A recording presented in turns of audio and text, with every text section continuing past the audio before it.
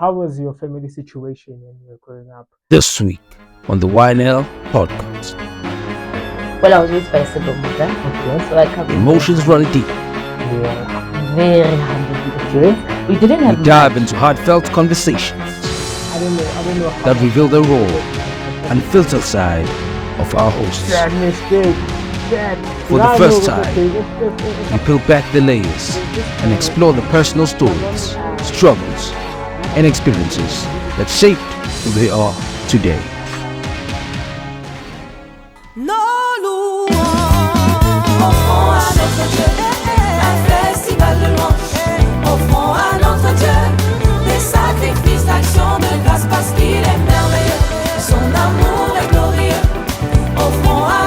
Hey, what's up, guys? This is the YNL podcast. I'm Swiss Automati, and we are youth who are full of life. How about thou, sister? I'm alright. How are you? I'm okay. I'm okay. Yeah. How are you? How am I? Ha. Yeah, How I think are I'm you? cool. It's just it's been a hot day, Mhm. and there've been like a lot of interesting stuff. I think we had a very interesting conversation. Yeah, we did. Yeah. Earlier on. Earlier we on. did. So that really made me think about a lot of stuff. Made me think about Genghis Khan. Do you know Genghis Khan? No. Like conquest and stuff. The people like Alexander the Great Oh, I've heard. and stuff. Yeah. So I was just thinking about like a lot of stuff, faith and the prospects of conquest and stuff. And you? Interesting. Well, today I was tired, man. I think I had a lazy day today. Okay. I didn't do much. I was even watching TED Talks. I'm thinking I You? need to get something that will make my mind think. Oh. Like just to stimulate me a bit. Oh, yeah. But yeah, I ran to some stuff that was not really much like interesting. Okay. You know, when people are talking on TED Talks, they appear in a certain way. You Yeah, can yeah. tell like they have Okay, they're everything. competent. Yeah, they're like, okay, I'm here, I'm giving out a speech. You How should. they talk, they want to be comfortable. Yeah. So yeah. it was like, hey, guys, I see you, but whatever you're saying, it's not entering. So you got nothing. I got Nothing. I even went to, I'm like, you know what, let me just take a nap. Yeah, so I yeah. see. Mm-hmm. Okay. Okay. I think I've been reading a very interesting book about blessings and stuff. Blessings. So like Interesting. blessing the covenant that God made with Abraham, like blessing those that will bless him and cursing those that will curse him, and The how men you of can faith. tap into that. So I Uh-huh. thought that was very interesting. Hmm. But that is not our topic today. So today we're gonna be discussing about money, social media, and its social media, pop culture, and its influence on our perspectives on money and how it drives us to pursue money.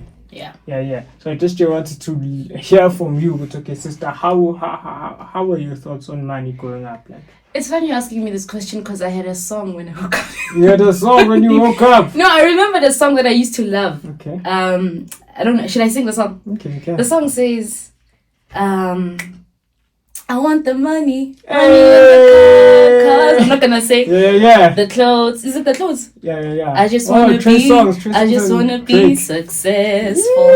So yeah, it made me think that, oh my gosh, I used to love that song. Okay. And it made me realize that when it comes to success, it's like, you know, the money, the cars, the Sure. clothes. If I have Yeah, that, yeah. although the other thing I'm not going to mention because I think people know the song. Yeah, The last part is yeah. it's Yeah. very wrong. So it made me realize that, hey, sometimes you sit and think like, I would do absolutely anything for money. Anything? Oh, Yeah, in order to okay. get that, because like money is like an indicator, you know, for success for Yeah, most yeah. people. You know, it's social distinction and prestige for Yes, many yes, people. Yeah, man. hey. Yeah. Yeah, so for me, it was a matter of that song used to really make me think and be like, okay, no, I really Okay. want the cars, Really got- the money, And the clothes. and the clothes, Yeah. and the clothes. Because you know, even with clothes, people who wear Louis Vuitton, people who wear, you know, Gucci. Gucci. Yeah, Gucci. you're like, wow, Yeah, it's so yeah. flashy, it's so Yeah. beautiful. You aspire to have that. So Balenciaga. that. I can't even pronounce it. Oh.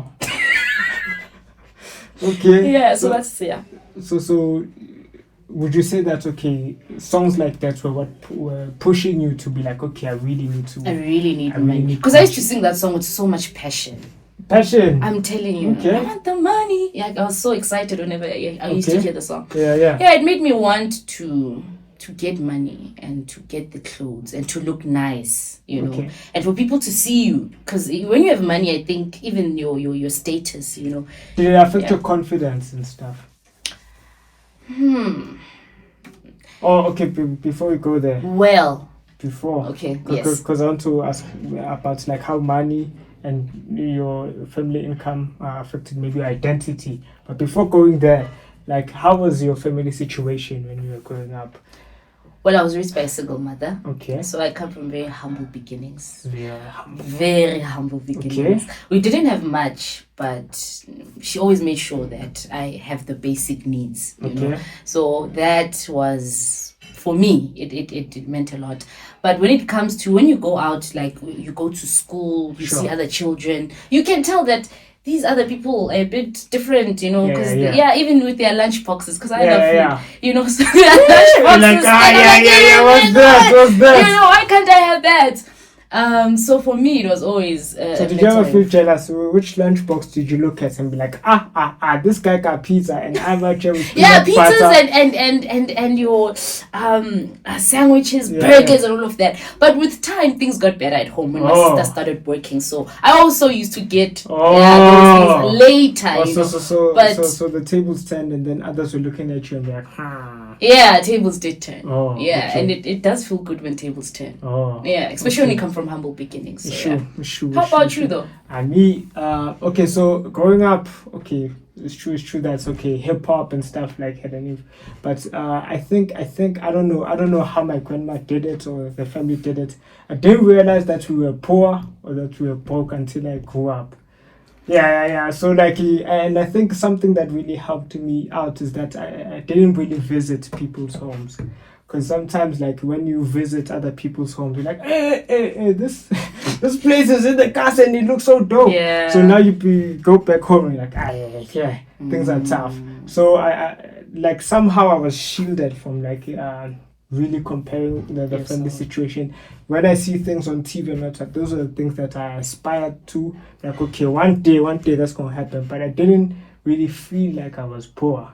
I think I began to like realize when I was in high school, when I wanted certain sneakers and stuff, and I couldn't afford them, and I couldn't pressure my grandmother to be like, hey yo grandma, because my parents passed away, so I couldn't pressure my grandma and be like, hey yo grandma, buy me this or what. I was like, nah, I have to make a plan. So for me it was like, I have to make a plan, not because I am poor, but yeah, I'm a gent. Yeah. So if we wanted a computer, me and my brother, we would save up so that we get something. So I think over time, should I say peer pressure, when I saw that, hey, the people that I'm chilling with, they're actually cheese boys. I see their sneakers. I'm like, yo, What's going on? These guys are wearing Nike. I'm like, okay, I need to now go and get my own pair of sneakers. I went to a small, bad mistake. Bad. So now I know it's okay. If I want to buy sneakers, never buy them outside the WhatsApp, because I bought those Nike sneakers. I think a week is long. I was walking like this. Yeah, they were uneven. Yeah, they were like, so first time, like when you look at them, they look poor, but over time, like it's like so but like, who's that guy though in McDonald's, the mascot? The what? The mascot in McDonald's. In Happy Meal, he's a clown. I don't know. Okay, that's some old school vibe. Very old school. Yeah? Now you see that I'm young. I don't know. Yeah. I don't know. I think of Ronaldo, Ronaldo McDonald or something like that. Okay. Yeah. So yeah, I think there was that desire, because if you look good, You feel good. and also the ladies. Oh my gosh. The ladies. So when you wore that Nike, the girls started noticing you, even though it was a week maybe. Nah. Okay, so there was a time whereby we went to Cape Town with my mom. We bought some straight caps. Straight caps. I think it was some basketball straight caps. So they're in the Gassi, those at the time, because hip hop was not really popping. So when we came back with those, there were some ladies like, woo, this guy's a cheese boy. So one of my friends was like, hey, this guy, you're pretending to be a cheese boy. Like, no, I'm not pretending. I'm wearing this cap. It's like, well, so in my mind, I don't see that. Okay, we are broke at home. Like I was So blind the to straight that. cap gave you some the straight status, cap- some I was like, recognition, and for acknowledgement. me, it's like, this is hip hop. There's nothing to do with money. Yeah, it's just like, this is cool. And then the ladies are like, yeah, that dude is a cheeseburger. So they kept calling me that. And then the guy like who did not like it because I think maybe he was being honest. At the time, I thought that he was being jealous. But but why are you killing my vibe? I'm not making myself a cheeseburger. They are calling me a cheeseburger because they see the straight cap, and I'm the only one that has. Okay, maybe not the only one, but yeah, it was popping. Don't you think it's funny that we associate such things, like they make you stand out? If you have a particular straight cap shoe and people start seeing you and they start giving you a certain kind of respect, like, oh my gosh, you've made it. Yeah, you made it. Yeah. I think do you know Super? The sneakers. No, I know Super Strikers. I used to watch them when I was Really? That's the only thing. Honestly, Super Strikers. Okay. What other super is there? Or who is Super? Supra. Supra, that's what you said? Yeah. I thought you were saying Super. Who's Supra? Okay, who's Supra? It's a sneaker brand. It was a sneaker brand. I don't know. Oh, you said saying Super. some really dope sneakers. Strikers. So when I saw some of the homies in high school wearing their It got they're you. causing havoc. And me, I'm out here broke. And so that really made me That's when you started realizing that you were poor, or I think I realized in grade 11, grade 12. It's like, damn. So I think I was broke. I was broke. Yeah, because I think I don't know what was happening. I didn't go for my metric dance.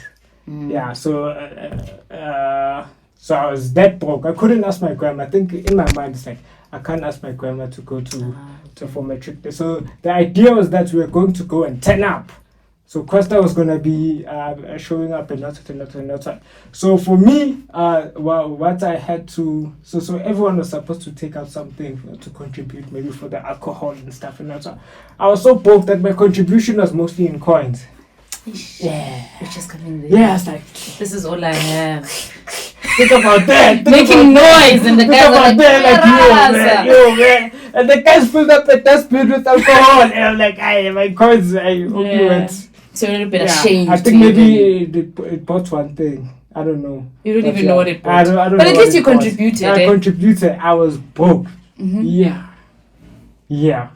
Sorry. Yeah, life was tough. But I thank God that I was blind to that, because so such things can make you go wish. Yeah, they such can. things can make you go wish. And I think there's I don't know if you know Celeste, the comedian. Yeah. She said something very interesting. She said that we are not depressed, we are broke. So it made me sit and think and realize that sometimes, we always think that young people are depressed, sort of anxiety and all of that. But immediately they get money, it's like, nah, I'm not pushing. I have my life in order. I have money. I have, so for them, money is that comfort or their place where they feel like, no man, I think I have some thousands on my bank account. I can do this. I can travel. I can go out. So I feel like what she had to say about we are not depressed. We are broke. But you know what's weird is that in richer societies there's higher suicide rates than in poor societies. I didn't know that. You didn't? No. Yeah. So there's higher suicide rates in like countries whereby like there's soft life and everything. Countries like Norway and stuff, Sweden and all that, the suicide rates are higher than here, whereby there's much. And probably okay, it's true, but contexts are different. But I think maybe there's higher suicide in Gauteng than in rural places. So it's something that is weird about this life thing, that sometimes it's an irony. Yeah. It's more of an irony because you would think that people who come from would be prone to kill themselves more than people who have made it, because there's that idea, once you make it, it's like you have everything you need in life. And to like hard times produce tough people.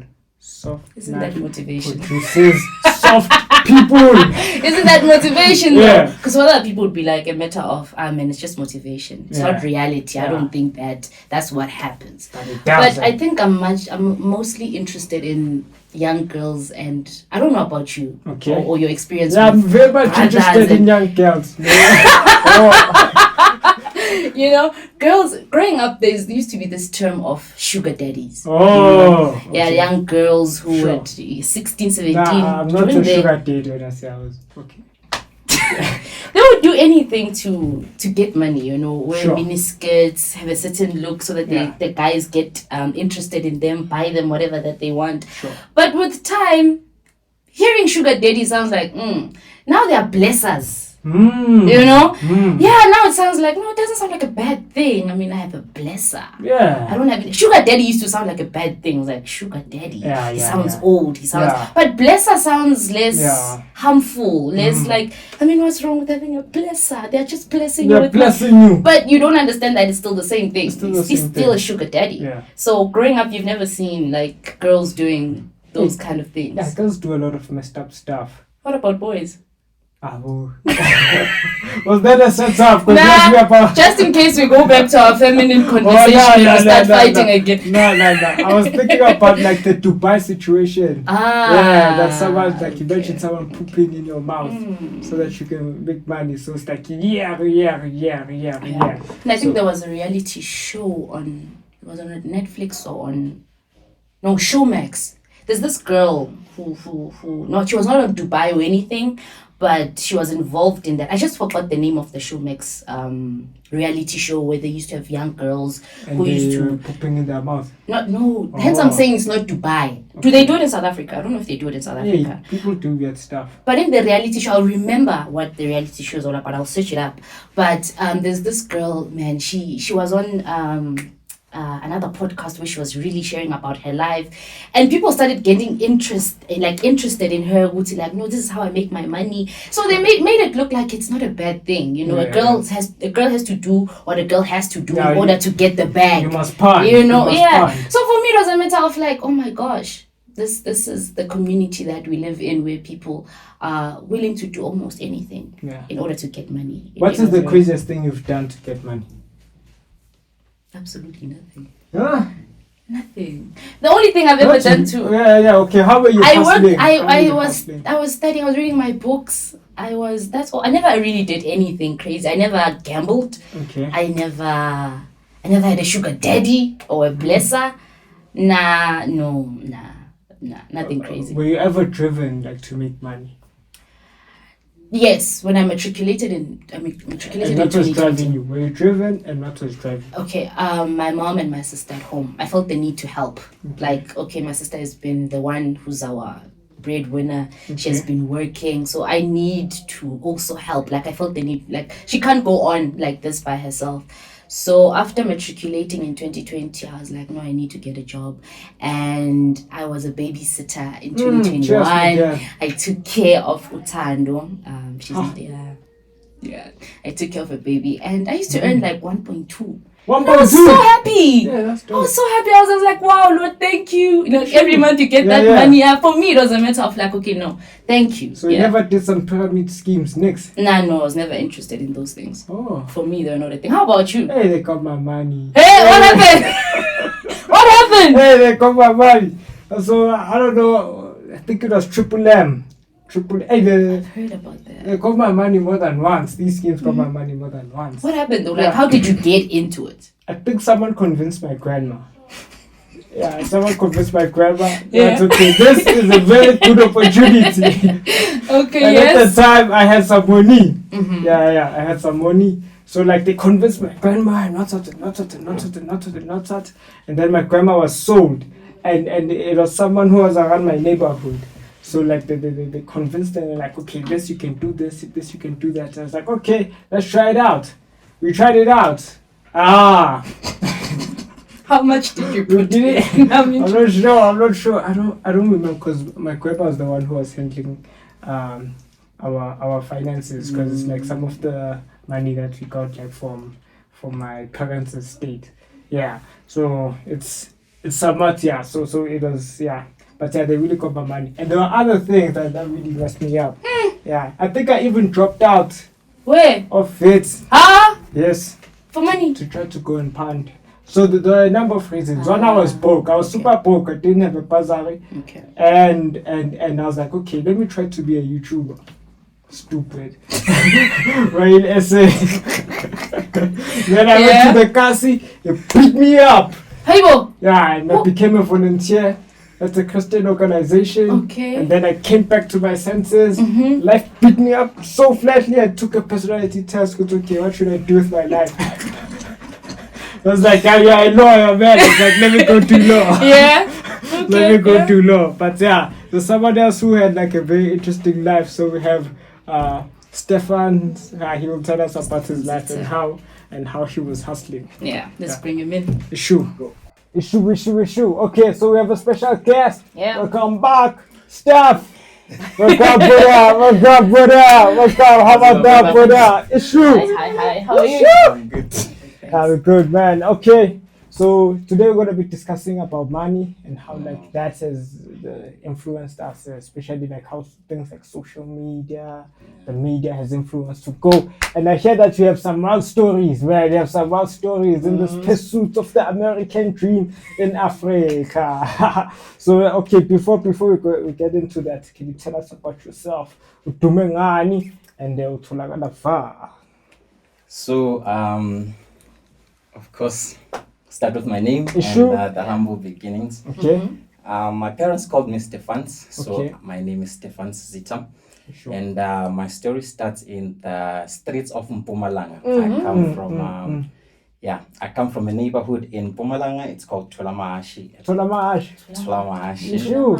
It's nice, gassy, peaceful, and it quite I guess obviously impacted my character and my destiny in at least the beginning part of it. Okay. And raised in a nice Christian home, Sure. and then had a nice experience through primary school, high school, until university. Wow. And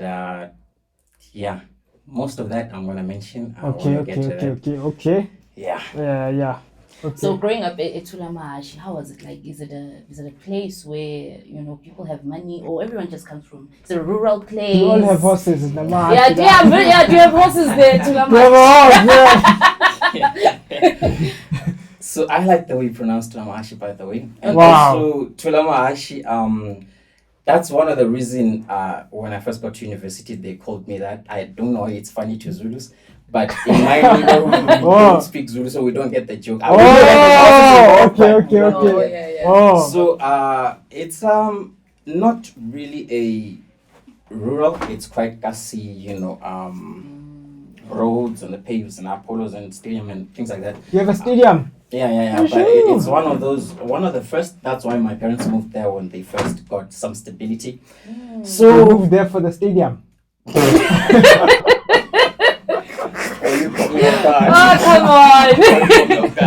So of course they wanted to give their children a better, start in life. Yeah, sure. They themselves coming from rural areas, Mm-hmm. and then they found a nice house there. My mother was the one providing good times. Sure. So you said something about money, and those things are everywhere, right? So as much as we used to look at America, like I wish I was born in America, it also happens on a small scale. Sure. There's always a kid in the neighborhood or a house in the neighborhood that Yeah. you wish that maybe if I was there, Yeah. So these things are seasonal. There were seasons where we were like a nice loving community, but then there was a season where just people were pulling up, man. Whether it's DSTV, whether it's cars, whether it's Sure. upgrading their houses. Yeah. So those things happen, and they're gonna move you to want to try and catch up. So So how did it make you feel like for you as a child? You're like, hey, they got DSTV. Especially the I have to DSTV fix it I'm glad you everywhere. said because for me only DSTV cooked me, but the rest of it wasn't like. Oh. Yeah. When Was I that first, the- I know that one was personal. Wow. When I saw DSTV, Yeah. I needed it in my life. Oh. That was then. As for cars, but at that time I think I was now in high school, focusing on my studies, and I think in high school I was doing very well. So no matter what people did around me, I was on a journey and I was doing very well. So it didn't. Yes, I was still too young to manage my emotions. Oh. Yeah, because I'm sure when you go to school or when you're hanging out And with they're people, talking and they about- talk about the Yeah, news yeah. show, and you're like, what's going on? What's happening? Yeah. Yeah. You know, Like, why? What's happening there? I'm waiting 45 for That's why I'm Yeah. saying just TV did the most. Oh. I can yes, relate. Exactly. I can Okay, did you watch about Ben 10? yeah, so eventually I got my mom to buy DSTV, of course, and Cartoon Network was like your go-to. yeah. Your go-to. So I watched All of them. And Young Kid. I mean, I remember I wanted it. You know that as XLR? Nah, is that recent or something? No, it's an old. But how was it like when you finally got the DSTV and all the people who were bragging about the shows? Now you're able to come up and be like, hey, Understand? yeah. I think there were days I even missed school. Hi. DSTV. Watch. Woo! Hey, Tough man. times, man. Hey, Tough times. Yeah, tough times. That's tough times. That's tough times. What I mean is, It was soft life too late. Yeah. Soft life too late. Ah, So that's you had the to one. be I had to make up for lost time. Yeah, you had to be really. It seems like she understands me better, but Yeah, man. She's a psychologist. yes. Yeah, yes, that was psychologist. Okay, so how was the family situation? I heard you saying that your mom was the one that was providing. So how was the family situation? Yeah, so I didn't mention this, but right now the family that I have is my two little sisters, loves of my life, and at home we're like 4 years apart, and Four. Like four. Planned parenting, right? Yeah, Oh, I was wow, about to say, because like, how do you? Okay, yeah, that's nice. So it was like now that I'm at this stage, I couldn't trade that childhood for anything in the world. So my mother was a very peaceful, very soft woman. You know, some of my friends call me soft. I know where it comes from. It's probably my mom. And my mom, all she knows is Jesus. You know, it's one of those, which also impacts you. So that's how she started off with me. Gonna teach you the word, gonna teach you church. That's all you know. And that helped me to be a good citizen in the community. Okay. And my dad also was good, but the story goes that he doesn't come from as much privileged backgrounds as like my mother and Okay. So she bought the house. Wow. I remember when she was telling me about when they were dating, she paid for the date. My brother was blessed. Wow, I was blessed. And I did Soft life. And Yeah. But for the environment for raising children was dope. So my mother was a primary school teacher. Oh, sure. She provided for us and she sent us to church, which means so And I your started. dad was what? My dad was not employed at first, and then he started making shoes. I don't know if it's sewing shoes or something like that. And then eventually he became a taxi driver, and eventually he was hardly coming back home, and he faded off into. And then eventually he passed away. But my mom was always there, man. And she's older. Like even when he passed, we didn't even feel it that much, but we loved him because my mom was everything. So because of that, I had a great childhood. Even did my metric properly. Wow. I only wished when I got to university. What happened? What happened? Oh, you want us to get to that now? Yeah, well, okay, but like if you can, okay. Besides the question, like I want us to see like the financial aspects and like your main drives, because if you were like, okay, things were soft, my mom was providing and that's like what made you like to now be like, okay, now I need to hustle? Was it because I don't know if maybe because your mom passed away, or if it was like, now I want to be my own man now. There's a lady that I see and I really kind of charm her, so she likes Gucci, so let me go and cry. So and I liked it when you asked her like what motivated you.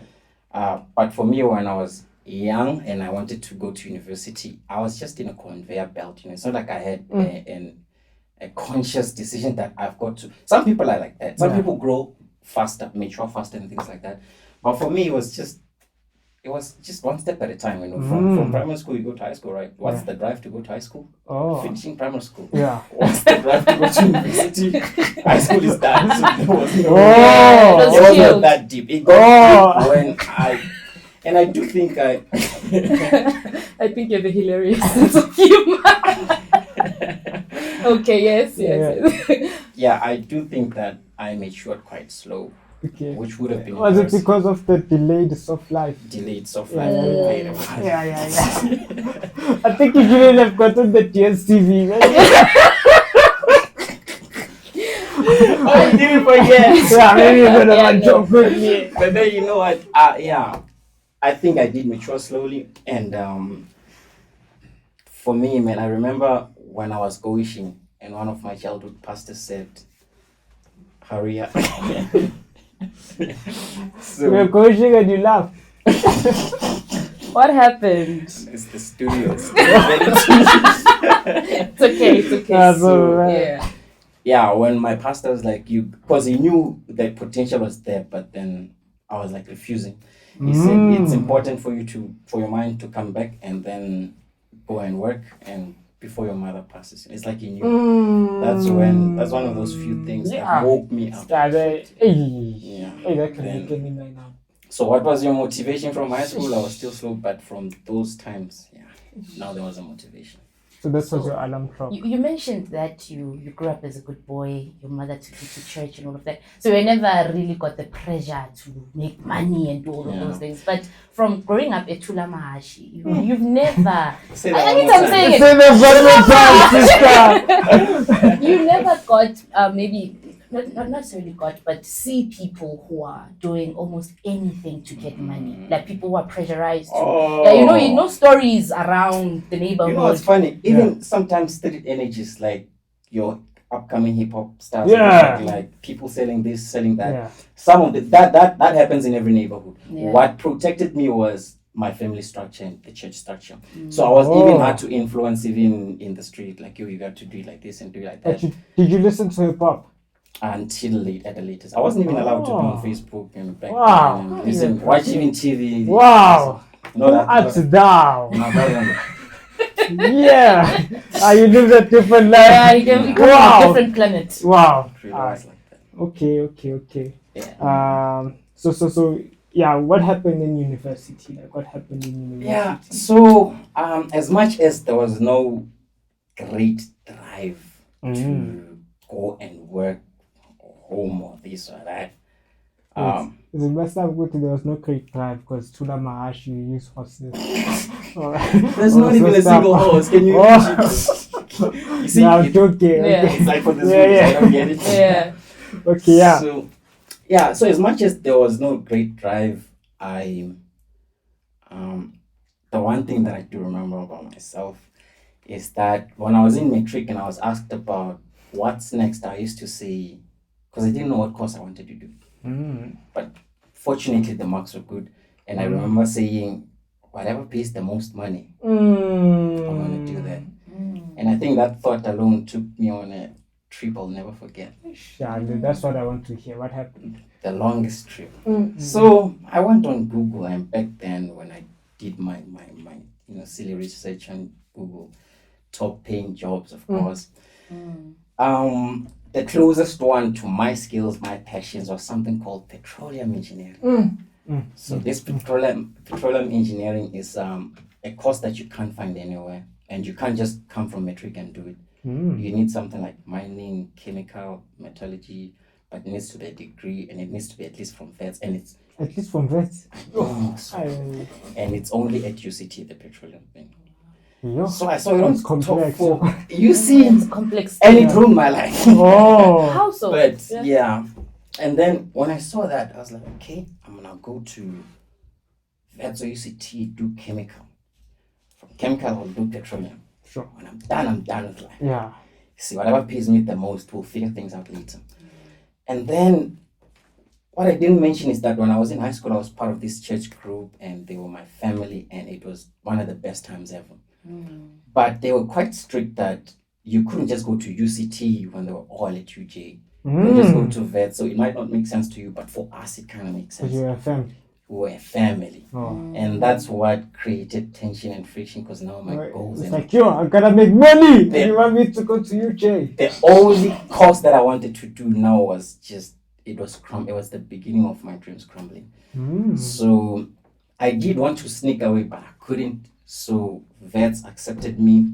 UCT, I think it didn't even end up accepting me. But my mom didn't tell me until like 3-4 years later. Yo. So at first I thought these guys had stopped me from going to UCT.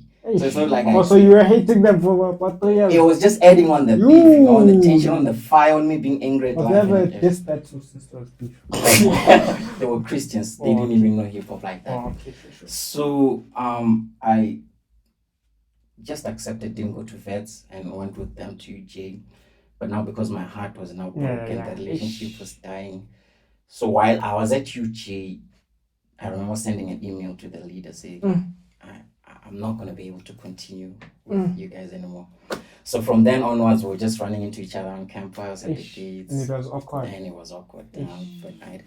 But I was reapplying to vets. And I don't know how vets works because when I finally went to vets, I didn't have a good excuse for my UJ year. So I don't know why, but they didn't accept me into mining like they had accepted me before. They put me on a waiting list and then they put me on urban planning at the end. Oh, you did urban planning? Just like Something you That's relate dope. to finally. Finally. So what happened was I got to vets and I thought the plan was to pass urban planning and then deviate to chemical engineering. Okay. But then a whole new world was open. Issue. I met new people, Yeah. new resources, and at the Yeah. time only vets had proper resources. Issue. And people were cultured, sophisticated. They had the talk, Yeah, they had the knowledge. Yeah. I was like, what is schooling? Now I'm questioning school, and I have now passions, and the world got bigger. Wow. So I fell in love with film, and I wanted to know how to get into that. But I still kind of missed petroleum, but now it was fading. So I tried my hand in film, and I really dived in deep because because of this passion, I was flopping so badly academically that I couldn't do that thing I had planned anymore. The only option left was to go Back to UJ. Oh, back to sand. So would you say that losing the petroleum, whatever you wanted to do for money, as you said earlier on, and now finding passion and love into doing film, how was that? Because now I'm thinking it was all about money, and now new doors are open, and now you find something that you love doing. Now you find purpose. Would you say you found purpose in doing it? I'm not doing it now, so Yeah, gonna get to purpose. that. Okay, At the time. So at the time, I had found film, and I was in love, of course. And I thought so I started learning about cameras and angles and script writing and reading Quentin Tarantino. I was really into it. But these are not, at the time you couldn't talk to your parents. You couldn't sit them down and say, you see this cool thing. I don't know how Casper did it, but I couldn't do that. Oh, I did it. I did. You did it. Yeah. Okay. I didn't know that. So because I was mad. Academically, because it failed, I had to go back to UJ, but I only stayed there for like 6 months. I went home, and I guess I finally told them. I said, just give me 2 years. And my mom is, like I said, she's a sweet parent. One of those parents you can push around. Now I regret it. Now I'd use that for her, to love her more and take care of her more. But at the time I was young and stupid and on fire for life. So I pushed her to give me 2 years. I said, I'm going to make a film and I'll succeed. And I said, buy me a camera. And it took a long conversation, but she did, because, man. Shout out to your mom. Man, and I lost that camera. Steve Ovo. And then It's anyway, not okay for me to judge you. but for now, I'll just give you. Don't judge him. Okay. We listen. We don't listen, judge. we don't judge. Yes. Okay. That just makes me feel. I took the camera and I went on my 2 years, shot videos for people. Yeah, I was even in my neighbor because I left the school environment. I was beginning to even get something out of it, shooting Airbnbs for others. I wonder how they noticed me. But my film was not filming, and now it was the second thing failing in my life. Because this industry is not easy. You don't just say, you don't just think you're a somebody and then go out there and be a somebody. And things were seeming as if like I mastered how to learn financing, how to get partners, how to do, but I guess God just didn't want me them. And on the second year when it was running out, I knew that, let's go back to school. Let's go back to school. So this time around, I was tired of the petroleum engineering dream and engineering and all these things. I just wanted something simple. You work at the office and you work on your laptop. So I applied for accounting. And UJ took me. Accounting is simple. Wow. Exactly. That's interesting. That's dope. But moving from that, from petroleum and then filmmaking, and now accounting, Yeah. then it was no longer about money anymore, or was it still about getting the money and making? Yeah, was it still about money? So it's ironic and counterintuitive, but I'm going to say this just to be honest myself. Yeah. It was less about money than as much as it feels like it. Back then, I was just doing what feels right. You know, a child goes for the shiny thing. So the money is just a bonus. You think of it because you idealize it. But when I went back to accounting, now money was a need. Oh. My time was running out. Yeah. So yeah, now the playing was. So what happened was I stayed with accounting, of course. Still had my finger on film just a bit. It was leaving me, but yeah, I still tried to hold on. All these things were leaving me one by one, but another thing came up. What happened? And the things never end. Hey, don't know. Sound like you lived. You see, I've been around, man. Yeah.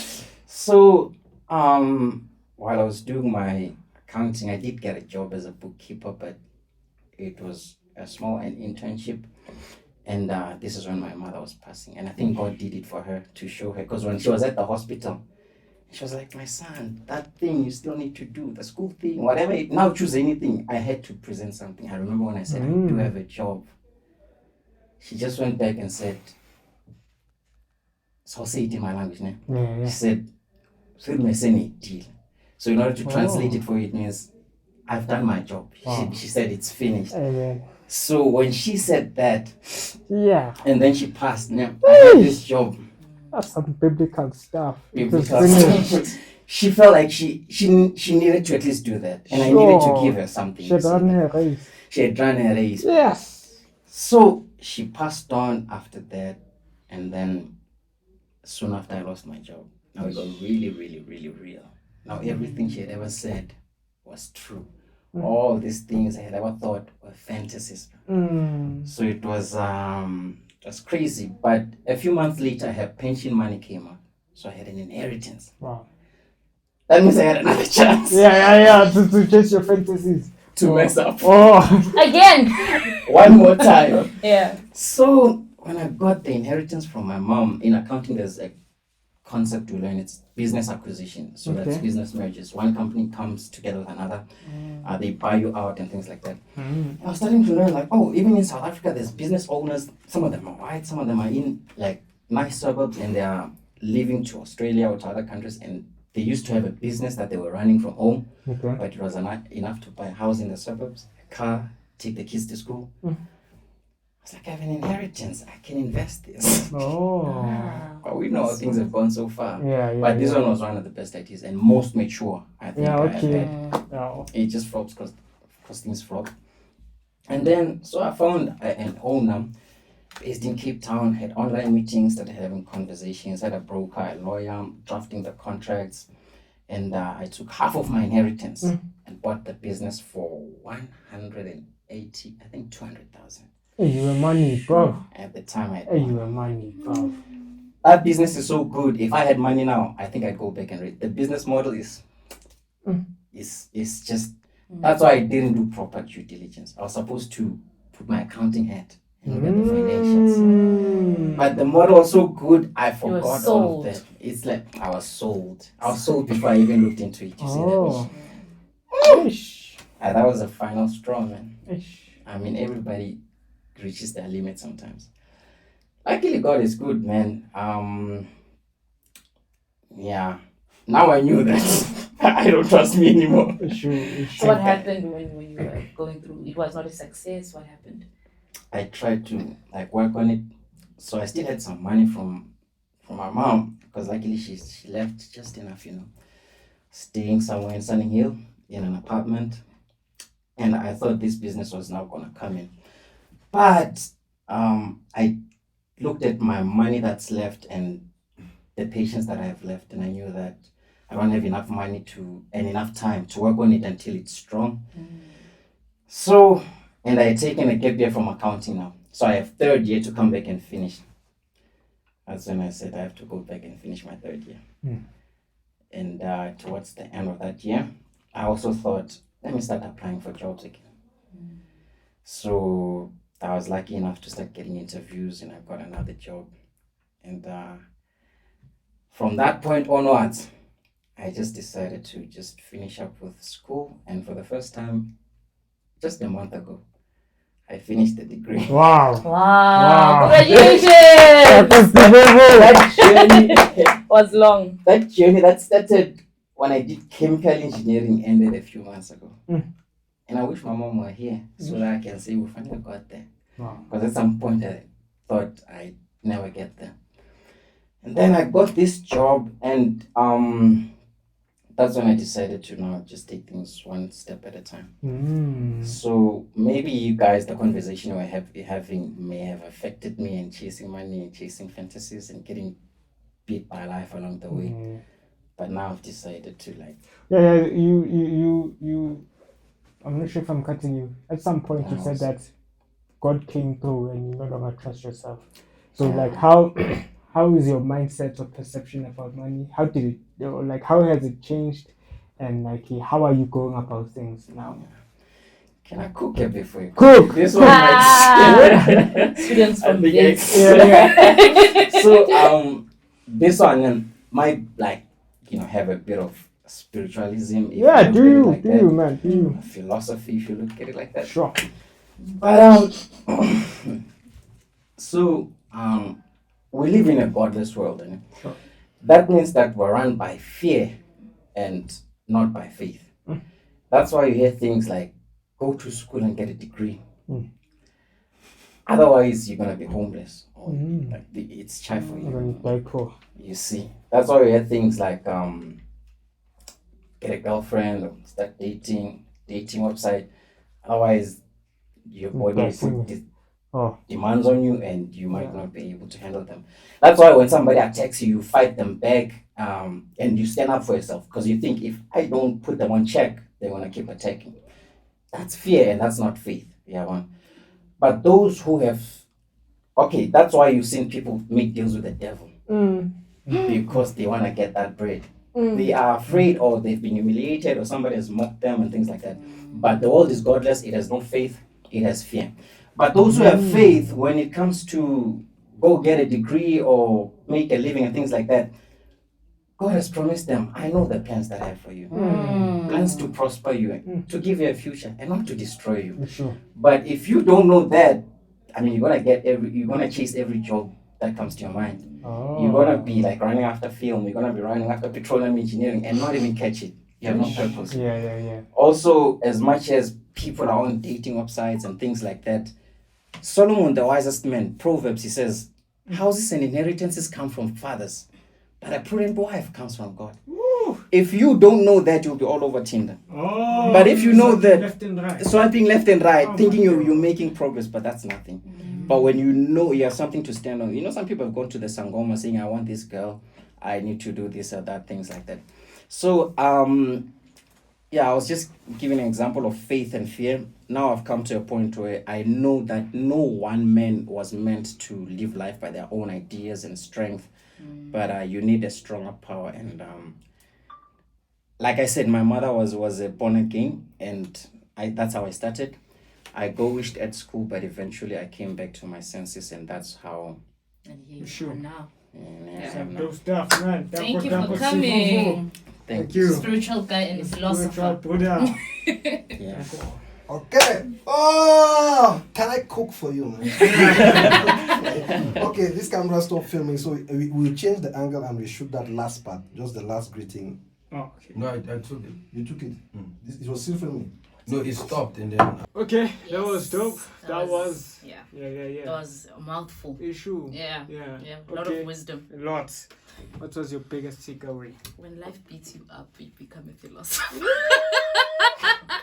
I'm joking. Okay. My biggest takeaway is how he mentioned getting into engineering and petroleum, and then that does not work out, and then you go to doing filming, and then you find your passion there. You sort of finds purpose in that, and falls in love with it, and it is no longer about money anymore. So it opened my eyes that sometimes we do things because of money, but we can chase money all we want. If there's no purpose in it, then it's vanity. It's empty. You're chasing after the wind. Yeah, chasing after. Okay. My biggest takeaway was That's amazing. dope. Yeah. Okay, dope stuff. So let's turn to the scriptures. Will you read it? You don't want to read? No, I'll read. It's fine. Okay, let's go to Luke chapter 12. Luke chapter 12. Do you know the parable of the rich fool? Please read from verse 13 till verse 21. Verse 13 to 21.